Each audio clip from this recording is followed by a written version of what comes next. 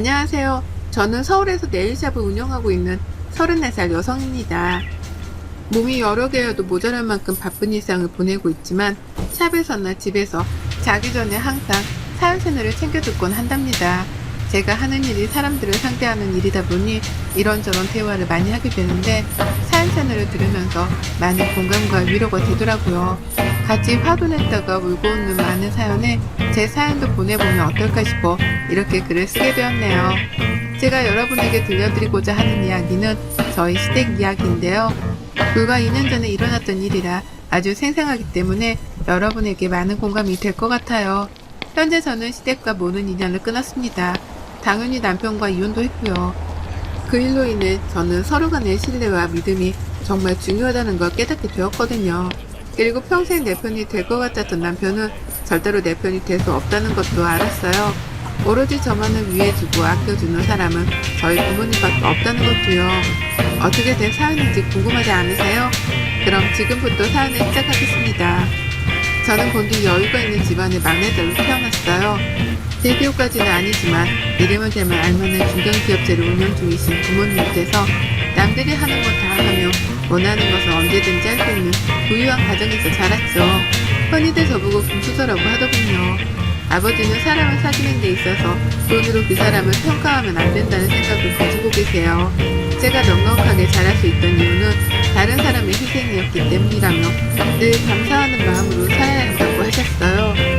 돈에 얽매여 사람을 평가하고 세상을 살아가다 보면 언젠가 다 나에게 되돌아가 이득될 것이 없다며 꾸준히 기부도 하고 계시고 그만큼 투명한 경영을 하고 계십니다.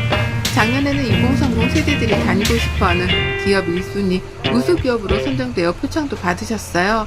그만큼 자신이 하는 일에 항상 자부심을 갖고 계셨어요. 그렇다고 남들에게 과시하거나 집안 자랑을 하는 그런 행동은 하지 않으셨어요. 저 또한 주변 사람들에게 제 집안에 대해 이야기를 하거나 하는 걸 좋아하지 않았어요. 고등학교 때 마음이 잘 맞는다고 생각했던 친구에게 이야기를 했더니 온갖 불쌍한 척을 하며 저에게 돈을 뜯어내려고 했던 안 좋은 일을 겪었거든요. 아무튼 그런 아버지 밑에서 자란 저와 제 오빠들은 아버지를 롤모델로 삼기도 했어요. 그만큼 존경하고 끊임없이 저희에게 배움의 가치를 주시는 분이니까요. 오빠들과는 나이 차이가 제법 나다 보니까 집안의 사랑을 한 몸에 받으며 살았는데요.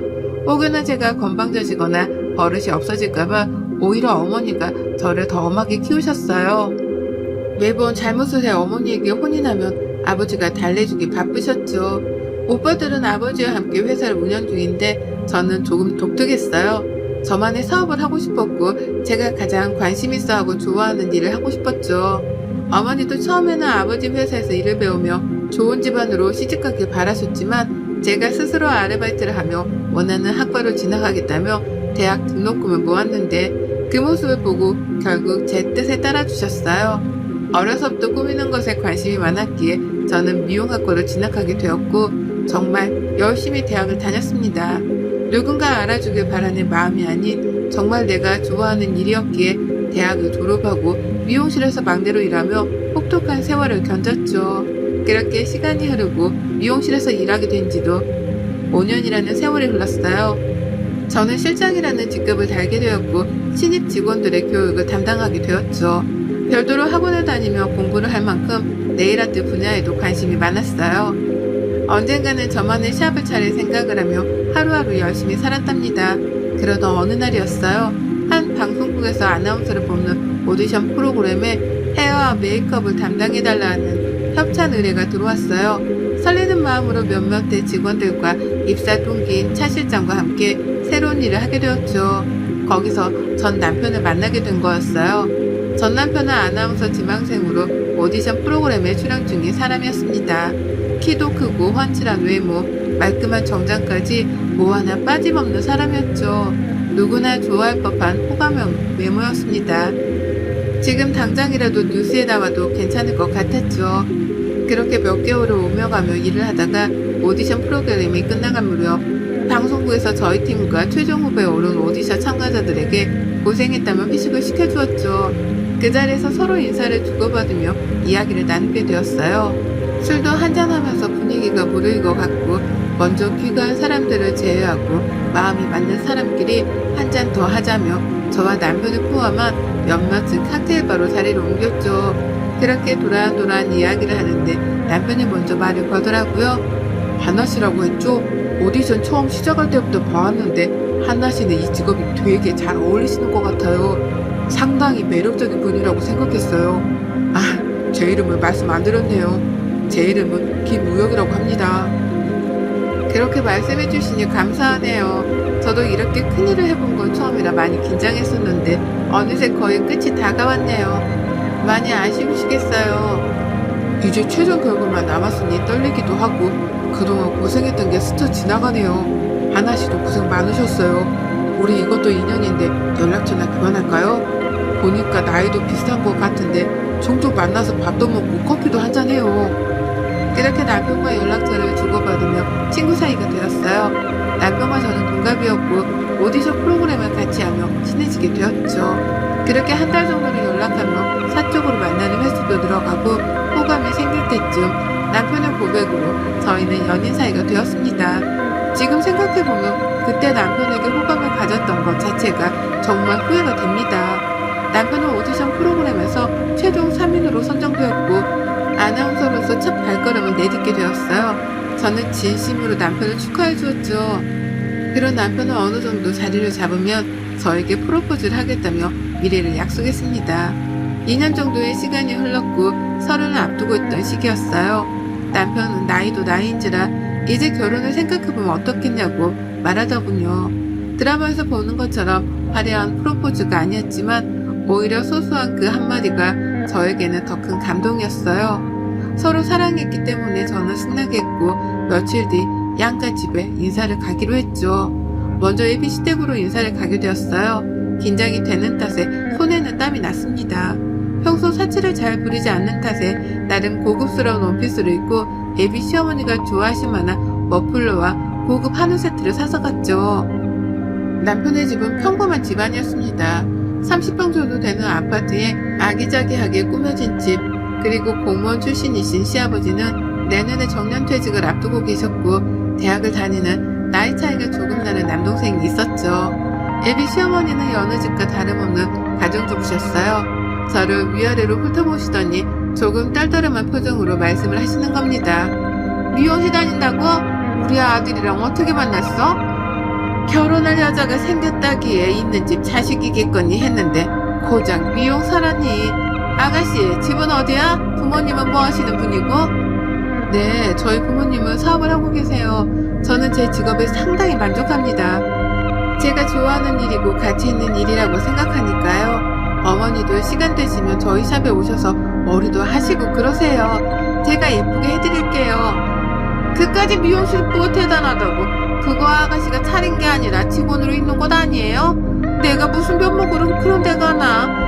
아유, 우리 아들이 눈이 이렇게 따져서 원. 처음 본 사람에게 조금 무례한 거 아닌가 생각이 들었지만 어른된 입장에서 그러실 수도 있겠다 생각하며 좋게 넘겼습니다. 남편은 그저 싱글벙글 웃으며 저에 대한 칭찬을 계속 하더라고요. 예비 시어머니는 그럴수록 표정이 더욱 안 좋아지셨습니다. 보는 제가 다 민망하더라고요. 예비 시아버지는 점잖으신 편이었고 말씀이 별로 없으셨어요. 우리 집안이 어떤 집안인데 우리 아들이 좋다니. 내가 더 이상 말은 안 하겠지만 결혼하겠다는 그 의지가 참 가상하네. 나는 못 믿었겠지만 우리 아들이 좋다고 하니까 봐주는 거예요. 에이, 엄마 자꾸 그런 소리 한다. 우리 하나가 어디가 어때서 그래. 나도 잘난 거 하나 없는데 뭘. 그렇게 말하면 한나가 섭섭해하지. 우리 잘 살게 엄마. 남편은 뭐가 그리 좋은지 헤헤거리며 멱살좋게 예비 시어머니의 비위를 맞춰줄 뿐이었어요. 상당히 기분이 나빴지만 지나가는 관례라 생각하고 웃어 넘겼습니다. 며칠 뒤 저희 집에도 인사를 가게 되었어요. 그때서야 남편은 저희 집안에 대해 알게 되었고 조금은 놀란 눈치였어요. 하지만 그런 모습도 잠시 저희 부모님과 기분 좋게 인사하는 자리를 마무리했죠. 자기야, 자기 집이 이렇게 대단한 집인 줄 몰랐어. 왜 진작 말 안 했어? 솔직히 어느 정도 살 거라 생각은 했는데 이 정도일 줄은 몰랐어. 자기네 집 정말 좋다. 대단하다. 미리 말 못해서 미안해. 우리 집 이야기를 일부러 하고 다니는 스타일도 아니고 그렇게 대단한 집안도 아닌 거 뭘. 우리 집도 여느 평범한 집이랑 다를 바가 없는 거? 아니야, 그럴 수도 있지 뭐. 우리 결혼 준비 잘 해보자. 내가 열심히 할게. 그렇게 저희는 양가의 허락을 받고 본격적으로 결혼 준비를 하기로 했습니다. 다행히 방송국과 제가 다니는 샵이 가까운 거리에 있었고 그 근처 아파트로 신혼집을 구했습니다. 아버지가 제가 결혼하면 주려고 제 명의로 미리 마련해 주셨던 곳이라 혼수만 장만하면 됐죠. 아버지는 넉살 좋고 서글서글한 남편이 마음에 드셨는지 결혼 선물이라며 외제차도 한 대 뽑아주셨어요. 집은 부모님이 해주신 거라 혼수는 반반 부담해서 장만하기로 했습니다. 시댁에서는 무조건 최고급으로 맞춰야 오래 사용한다며 2천만 원을 보태주셨고 저희 부모님은 그 돈 모아뒀다가 나중에 살면서 돈 필요할 때 쓰라며 혼수까지 마련해 주셨어요. 남편을 사랑하는 마음이 컸기에 그때 당시에는 이것저것 따질 겨를이 없었습니다. 결혼한다는 사실이 마냥 행복하고 좋았기 때문이죠. 그때까지만 해도 알콩달콩 토끼 같은 자식들도 낳으며 행복하게 살 줄 알았어요. 몇 개월 뒤 저희는 많은 사람들의 축하를 받으며 행복한 결혼식을 올렸어요. 남편은 방송국에서 메인 앵커로 자리를 잡으며 점점 승승장구하게 되었어요. 신혼은 소문이 즐기고 아이를 갖자고 협의했고 저희는 그렇게 달콤한 신혼생활을 즐겼습니다. 어느 정도 각오는 했었지만 결혼한 뒤에는 시어머니가 제대로 시집살이를 시키더군요. 밥하는 것부터 빨래하는 것까지 어느 하나 터치를 안 하시는 부분이 없었어요. 그나마 남편이 우리가 알아서 할 테니 그만하라고 단도리를 친 덕에 관심이 조금은 줄었지만요. 작년부터는 한 달에 200만 원씩 용돈을 달라고 하는 겁니다. 시아버지가 올 초에 정년퇴직을 하셔서 연금을 받긴 하지만 아직 대학생인 시동생이 있었고 시아버지 연금으로는 학비도 부족하고 생활이 빠듯하겠거니 생각해서 그러려니 했어요. 저도 어느 정도 연차가 쌓였던지라 세전 600 정도를 벌고 있었기에 큰 부담은 아니었죠. 하지만 시간이 지날수록 요구가 과해지기 시작했습니다. 알아서 용돈도 챙겨드리고 여행도 보내드리고 또 한 번은 동창 모임을 하는데 체면이 안 선다고 하셔서 고급 호텔 식당을 예약해 드리기까지 했어요. 툭하면 가정 가구를 바꾸기도 하시고 끊임없이 돈 요구를 하셨죠. 저희도 슬슬 아이를 가질 계획을 해야 했던 터라 남편에게 말을 했어요. 우리 이제 곧 아이도 가지고 해야 할 텐데 지금 이대로라면 지출이 너무 심해서 무리가 될 것 같아. 아이 가지고 그러면 나도 오래 일 못할 텐데 조금 개선이 필요하지 않을까? 자기가 어머니한테 잘 말씀드려봐. 그런데 제가 저런 말 하니 남편의 표정이 심각하게 굳어지는 겁니다. 그러면 자기네 가족 부모 죽으라는 거냐며 흥분을 해서 이야기를 하는 거예요. 그러면서 저한테 이런 이기적인 생각을 하는 여자인 줄 몰랐다면서 화를 내는데 매우 당황스럽더군요. 저희가 돈을 못 버는 것도 아니고 물론 뒤에서 도와주는 부모님들도 계시지만 결혼이 저희를 위한 일이지 어느 한쪽을 책임지려고 하는 것은 아니잖아요.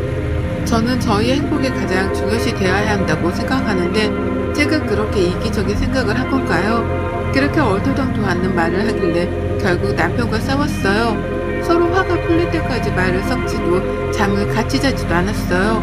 남편은 야근을 핑계로 늦게 들어오는 날이 잦아졌고 새벽에 방송을 해야 한다며 속직실에서 잔다는 말로 아예 들어오지 않는 날도 있었습니다. 의심하지 않았어요. 그럴만했다 생각하기도 했고 전혀 남편이 바람을 피우고 있다라고는 생각하지 않았거든요. 어느 날 모처럼 쉬는 날이어서 시어머니께 맛있는 것도 사드리고 백화점도 가서 선물도 사드려야겠다고 생각하고 연락을 드렸는데 받지 않으시는 거예요. 저는 무슨 일이 있나 하고 시아버지께 연락을 드렸으나 도통 연락이 되지 않았고 그렇게 혼자만의 시간을 보내고 있었죠. 그런데 점심이 지났을 무렵 시동생에게 전화가 오는 게 아니겠어요? 평소 연락을 잘 주고받지 않았던 터라 갑자기 연락을 해오는 게 의아했습니다. 형수님, 혹시 지금 어디세요? 지금 형이랑 같이 있어요? 엄마랑 혹시 호텔에 계세요? 제가 잘못 본 건가 해서 연락드려요. 네? 저는 지금 집에 있는데 도련님 무슨 말씀이세요? 천천히 해보세요. 아니 형수님, 제 말 놀라지 말고 잘 들으세요. 제가 혹시나 하고 연락드린 건데 아무리 생각해도 이건 아닌 것 같아서 말씀드려요. 형 만나는 여자 있는 것 같아요. 제가 함부로 꺼낸 말은 아니지만 저는 처음에 형수님이랑 엄마랑 셋이 있는 줄 알았는데 제가 학회 행사가 있어서 호텔에 왔는데 모르는 여자랑 형이랑 있는 거예요. 아는 척은 안 했는데 말씀드려야 할 것 같아서요.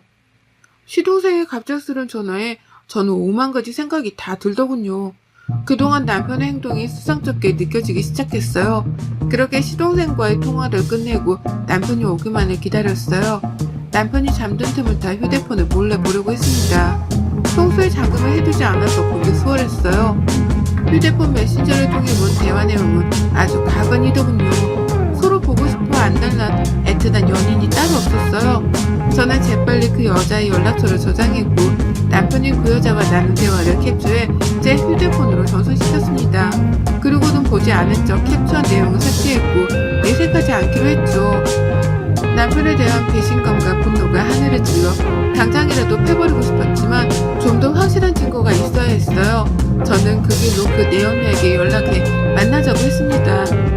다음날 근처 카페에서 그 여자를 기다렸어요. 그쪽이 이한나 씨? 반가워요. 김유정이라고 해요. 단도직입적으로 말할게요. 우리 오빠랑 헤어지세요.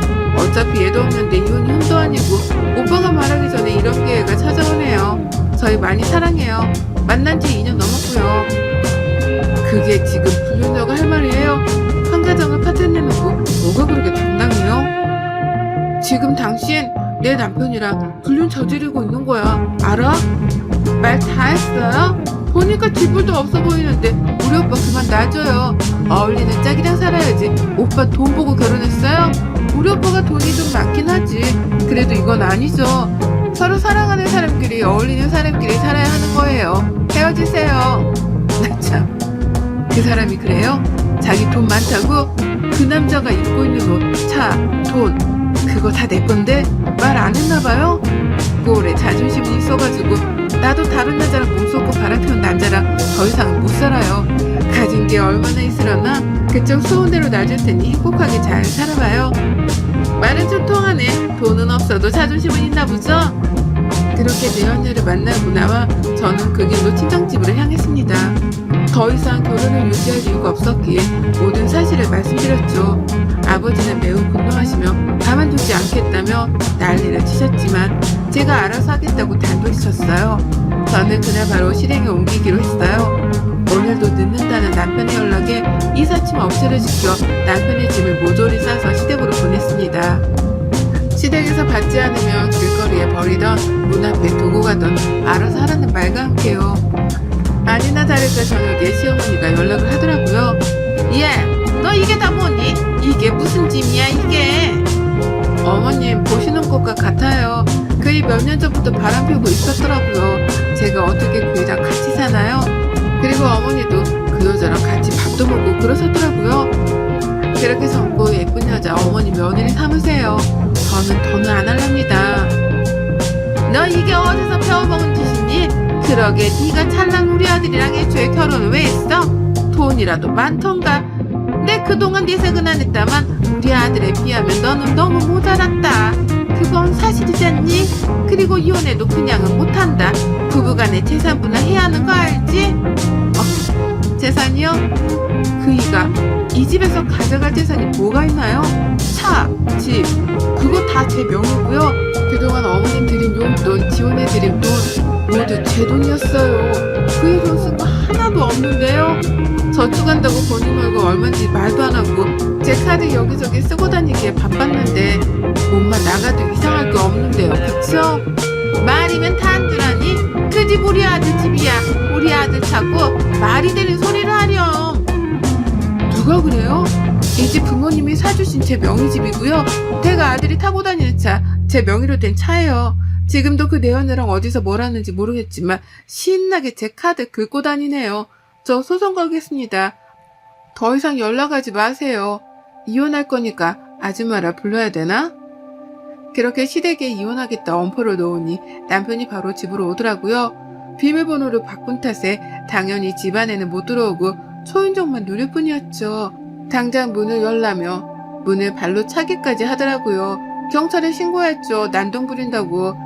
저는 바로 다음날 변호사를 선임해 이혼 소송을 진행하기로 했어요. 남편이 내연녀와 주고받은 연락 그리고 내연녀를 만나며 제가 녹음해둔 파일, 그리고 무엇보다 남편이 제 카드를 긁고 다닌 명세서를 모두 제출했어요. 관광지, 호텔, 모텔 등 안 다닌 곳이 없더라고요. 다행히 유책 사유는 남편에게 있어 저에게 유리하게 흘러갈 것 같다는 이야기를 들었습니다. 물론 이혼 소송과 함께 정신적 피해 보상금을 함께 요청했죠. 남편과 제 사이에 아이가 없던 것이 천만 다행이었어요. 예상하던 결과였지만 남편은 소송에서 불리했고 당연히 패소했어요. 저에게 5천만 원의 정신적 피해 보상금을 지급해야 했고 이혼 서류에 도장을 찍을 수밖에 없었죠. 그날 이후로 저는 신혼집을 정리하고 본가로 들어갔어요. 부모님이 결혼 선물로 사주신 제 집이었지만 더 이상 살 가치가 없기에 처분했죠. 그 뒤로도 남편과 시댁은 끊임없이 연락을 해오더라고요. 연락을 받지 않자 남편은 시어머니를 데리고 친정집에 찾아오더라고요. 시어머니는 저희 집을 보시고는 입이 떡하니 벌어지셨어요. 아버지는 저에게 가만히 있으라고 하시더니 직접 상대하시겠다며 나가셨어요. 사부인, 마지막 사람 된 도리로 좋게 말할 때 돌아가세요. 좋게 그 정도 마무리한 거지. 내가 직접 나섰으면 당신들 뼈도 못 추렸어. 김서방, 자네도 이러는 거 아니세? 자네 인성 하나 보고 내 아들 갖다 그렇게 잘 대해줬건만 이렇게 사람 뒤통수를 치나? 지금 돌아가지 않으면 내 무슨 수를 써서라도 자네 밑바닥 생활이 뭔지 보여줄 것세. 그렇게 무섭게 정색을 하시며 호통을 치자 남편은 즐겁하며 집으로 돌아갔습니다. 그 뒤로 저는 다니던 미용실을 그만두고 개인 사업을 하기 위해 동부서주했어요. 오랜 꿈이었던 개인샵을 차리고 싶었죠. 그동안 일했던 경력도 있고 마음이 맞아 같이 사업을 시작하기로 한 동료와 차근차근 준비를 해나가기 시작했어요. 3년 정도가 지난 지금 신촌의 샵을 시작으로 현재는 강남, 이태원 등 3개의 체인점을 두게 되었답니다. 기업을 운영하시는 아버지의 도움 덕에 빠르게 성장할 수 있었죠. 요즘 트렌드에 맞춰 저희가 스스로 노력한 결과도 있었습니다. 개인 방송을 통해 저희 샵을 홍보한 효과가 컸고 SNS로 소문이 나기 시작해 인플루언서들에게 협찬을 해둔 덕분인지 빠르게 소문이 났어요. 패션 잡지사에서 인터뷰를 하기도 했답니다. 믿었던 사랑하는 사람의 배신으로 이혼의 아픔을 겪었지만 저는 앞으로 더 성장할 것이고 더 잘 되리라 생각하고 있어요. 그 남편은 어떻게 됐냐고요? 저한테 모든 것을 빼앗기고 빈털터리가 된 남편을 더 이상 가치가 없다고 여겼는지 내 언니한테 뻥 차이고 방송국에서 공유를 저질렀다는 소문이나 퇴사를 했다고 해요.